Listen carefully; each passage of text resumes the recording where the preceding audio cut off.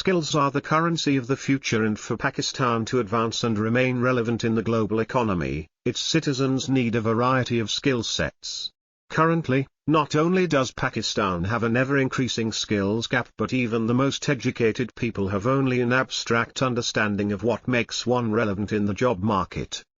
Given the uneven and scattered socio-economic development in the country, the skills gap is sizable and increasing even as newer technological developments and professions continue to emerge around the world. Pakistan's skills gap is impacted by two key factors: limited investment in skill/education and a poor understanding nationally of what skills/professions should be invested in. The current literacy level of the country is estimated at 62.3%. This means that more than 60 million Pakistanis are unable to read or write, creating a large segment of our population that cannot even be considered for jobs. They will be limited to poorly paid hard labor, unable to sufficiently take care of themselves or be utilized to advance the economy at peak levels.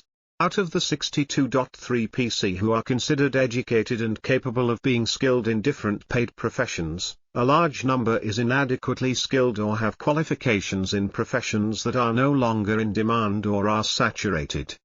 For instance, let's examine Pakistan's IT sector, which critically requires skilled people for the sector to grow.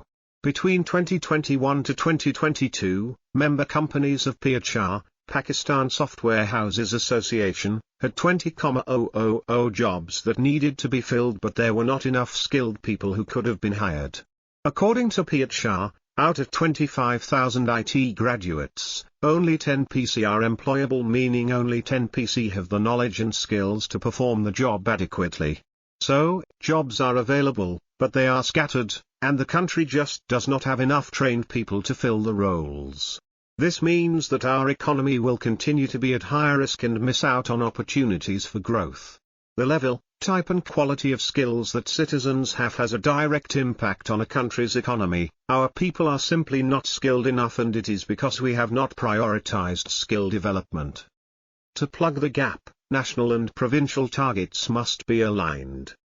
Failure to recognize that the world has changed and will continue to evolve is one reason. It is also the safe mentality, ingrained by the previous generation into the current working generation, that champions traditional ways of making an income, including through the doctor/bureaucrat/engineer route, that is keeping even the most educated and aware people from upgrading their skills or choosing new professions. However, for the new generation of Pakistanis to survive, they will have to take calculated risks and explore other professions where they are not only in demand but will also remain employable in the next decades. The steps we can take nationally to close the skills gap in the country start with aligning national and provincial policies and targets. Priority should be given first to increasing basic education in the least developed areas, followed by identifying areas that have a skills shortage, for example, professional soft skills. As we do this, we need to ensure that women, who are around 48% of the population, are encouraged and offered the opportunities to gain these skills, and that they both benefit from and contribute to this.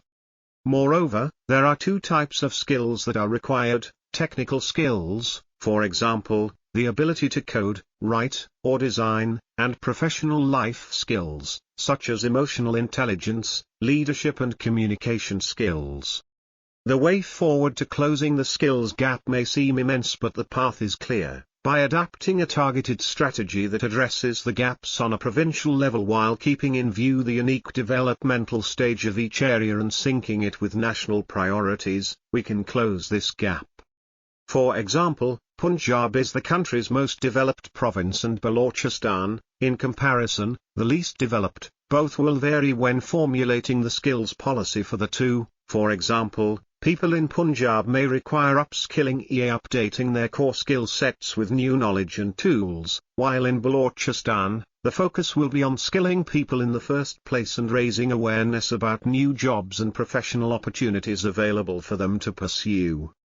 Closing the skills gap will require increased monetary investment in vocational and training institutes, which in the long run might work out for Pakistan, because vocational training done effectively can cost less in terms of money and time when compared to generalized university degrees. which is just what our young, unskilled and hungry for jobs population lacks. To survive in this world, closing the skills gap is imperative for Pakistan. The writer is a global communication expert and AMP, founder of Women South Asia.